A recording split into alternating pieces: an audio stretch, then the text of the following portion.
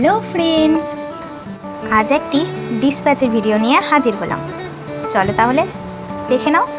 এই অর্ডারটা এসেছিল পূর্ব মেদিনীপুর থেকে।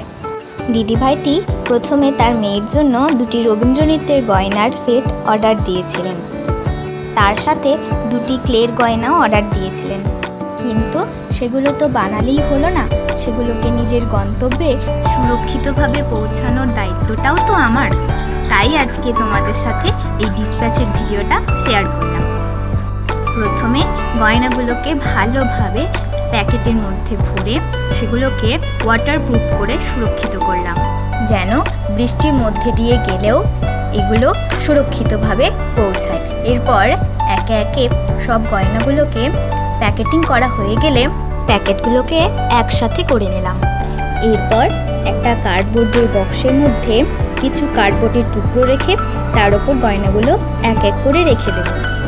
এখানেই শেষ নয়, এগুলো রাখার পর ক্লের গয়নাগুলো আরও সুরক্ষিত করার জন্য সেটাকে এরকম একটা পেপার দিয়ে র্যাপ করে সেটাকে ভালোভাবে সুরক্ষিত করে রেখে দেব।